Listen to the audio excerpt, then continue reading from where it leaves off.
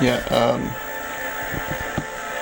disclaimer, do not watch this video if you have epilepsy. So there's gonna be a lot of this going on. So, you know what it is by now. Part 2, home recording diaries, mastering to VHS tape. We're gonna do it again. I just did an album, and I wanted to bounce it to VHS tape, only this time, we're gonna bounce it to VHS, and then after that, if everything's successful, we're then going to send it from the VHS back into the computer. So, two-step process in order to get the VHS version as the final master for the digital upload. Yes, I went through my VHS collection. This is just a little bit of my VHS collection right here. I was looking through them trying to find what I thought would be a good tape visuals to accompany this album. But this tape is kind of just like totally ridiculous. So I'm going to just do this one, which I had found at the thrift store, which is called What the Bleep Do We Know? Really kind of a silly movie. This is just kind of a very strange visuals. It might be kind of funny to go with the audio that we're putting in. And you've got like, you know, these people like that. That's my favorite guy right there. He's my favorite. Closely followed by that one. But yeah, I think we have everything that we need now. And I apologize about this. Trying to get this light maybe less on fleek right now. That is, I can't believe I used that slang term. But I apologize about this lighting. It's kind of strange, but I need to be able to show you this angle of the TV and everything. So we have 2 VCRs here. So we got the OmniVision and the second OmniVision. 2 OmniVisions. How is that possible?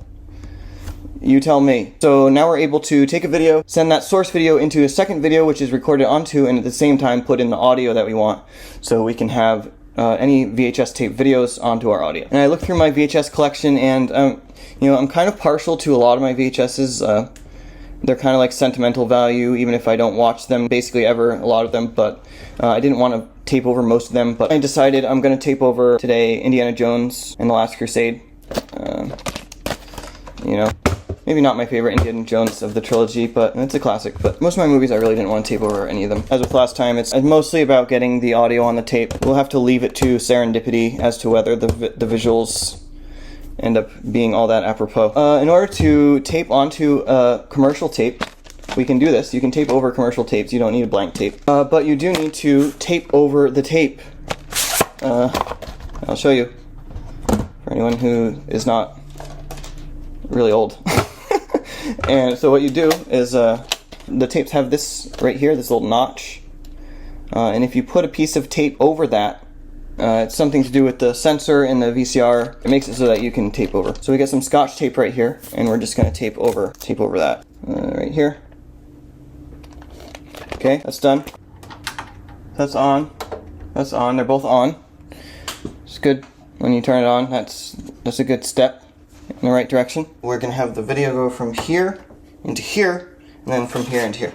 I know what I'm doing, believe it or not. I know what I'm doing. This is going to be the source visual, which is What the Bleep Do We Know? Put that in there. I think this needs to be on line 1. Line 2? Really? Line 2? Did I put it in line 2 back here? Yeah, yep, so it's working now. Right. Even though it cuts out a little bit in the beginning. It cuts out a little bit in the beginning, I think, because oh, no signal now. Jesus Christ. Jesus Christ, please bless the recording of this stuff onto VHS tape and make it all awesome. Thank you.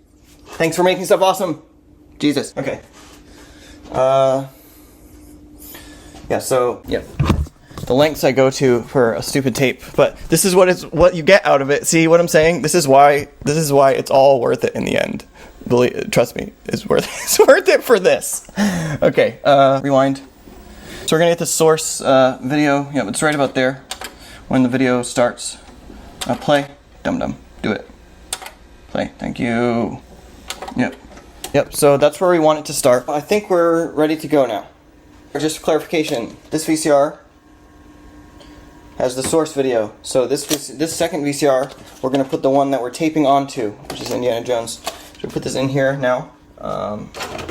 We're also going to want to make sure everything is rewounded. We're going to record We'll press the record button on this one, but first we're going to plug the audio from the computer. So we have here two RCA to 1/8 inch, and the 1/8 is going in the computer headphone jack. The 2 RCA is going into our second VCR. Everything should work now, so we're going to try it. So now we're going to open up the screen recorder real quick. So we get the playlist here. This is the new album. It's 47 minutes long. So we're going to play this. And so what we need to do, we're going to press record on this one. Then we're going to press play on this video and play on this audio from the computer at the same time. And we'll do a test run really quickly just to see, to make sure everything goes right. So we'll start recording on this. Yes. Play.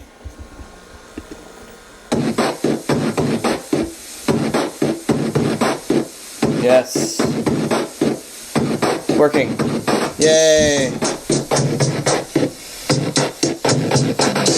Pictures of no one. Pictures of you. Better photo. Better been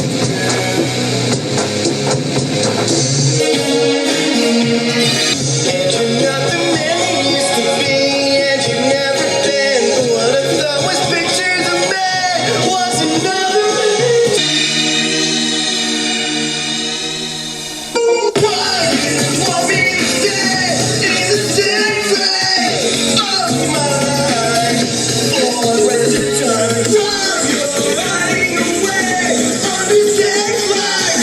Break the faces, this takes flight.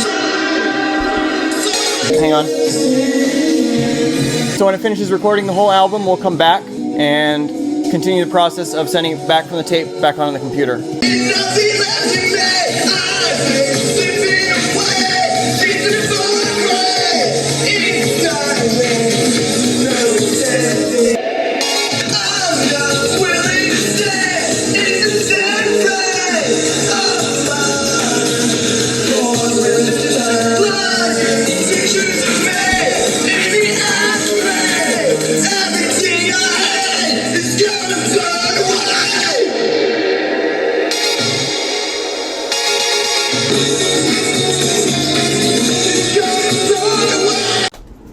Yep. Always make sure that your palm tree is ready before you do anything. Palm tree must be ready. Quick story about this palm tree. There was a time in my life when I was so incredibly impoverished but I really wanted to buy this light up palm tree that I found online, and palm tree was like $50. And it took me, I think it took me at least 3 years to save $50 in order to buy the palm tree. And I finally got it. I mean, admittedly, I did spend most of my extra money on clothes. It could have been allotted towards the palm tree, but you should be able to have clothes and palm trees if you want. That's my philosophy. So anyway, the next step here that we're going to do, we finished taping onto the VHS, so now we're going to send it from the VHS back into the computer. Oh, the tape's rewounded and it's ready to send it into the computer. So if we play it and then we get ready to hit record on here, is the audio coming through? The video is coming through. Well, there's little bits coming through as it cuts in, but after a while the video should come in fully and then the audio track should start. Well, so there's definitely a lot of visual things going on, that's for sure. Just gonna keep going. Oh, there's my boy. Yeah, so it's right there. So as you can see, it's just an insane amount of dropouts on this tape.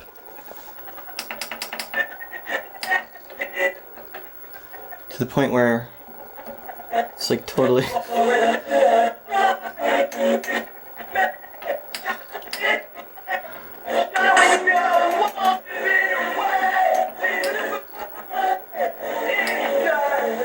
Yeah. So both the visual and audio dropouts are pretty crazy on this one, and it could have partially been because of this tape that we took. Yeah, you could say it was a botched tape, but I don't think so. I'm gonna use it anyway. I'm gonna use this. I don't care. So it might be salvageable and usable on the final mix, just to put in little, to put like strange artifacts interspersed within the album and cut things up. We will still use pieces of this. Part of the reason this has so, I mean, look, you see these visual dropouts as well as the audio dropouts. It may partially be because the tape that we recorded onto here was just so old. Yeah, when a tape is really old, it's already very susceptible to more dropouts. And I have literally, I mean, this tape probably, when did this come out? 89, yeah, or, I mean, this tape could be this old. This tape could literally be from 89 when it came out. So, I mean, this is, I like when the visuals look like this with this many dropouts, but we still want a clear sound, and we can still salvage this sound. But we will record some of the sound, put it into here, and possibly intersperse it within the final mix of the digital album. So you could call this kind of a success.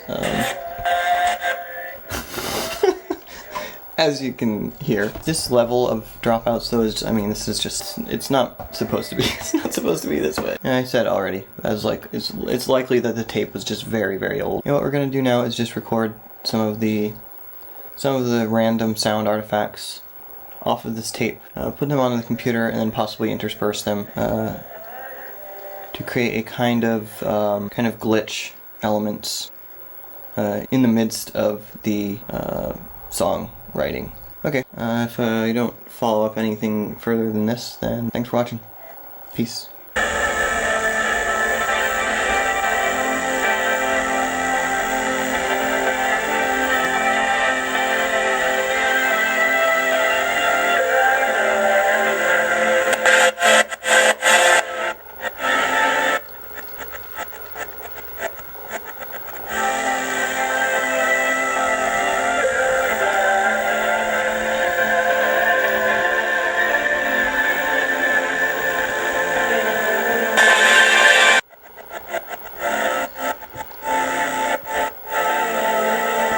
What we're doing right now, we're just randomly fast forwarding to parts in the tape and playing them in order to record the MP3 on here straight through this cam.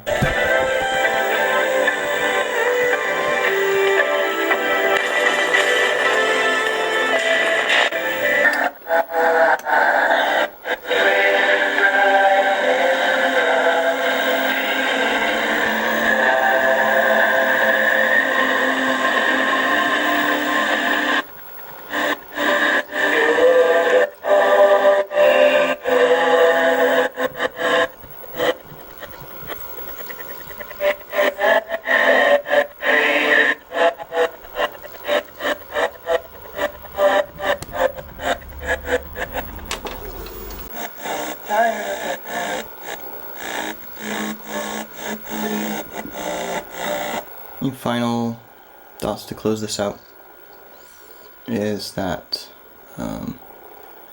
definitely would have went smoother if I just used a blank tape, but I didn't have any right at that time to use. The moral of the story is use blank tapes, or use a slightly newer tape than one that's almost 40 years old.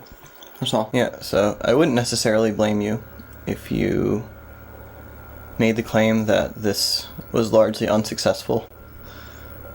But that's why we repurposed what we made, and now it'll become part of the project. And that will add kind of unintentional found sounds to the final mix. So perhaps it was meant to be. And we are most likely going to do a follow-up video after this, in which we achieve what we initially started trying to do, bouncing from VHS back onto the computer. For a final digital master, so look out for that. Couldn't end with a more beautiful face.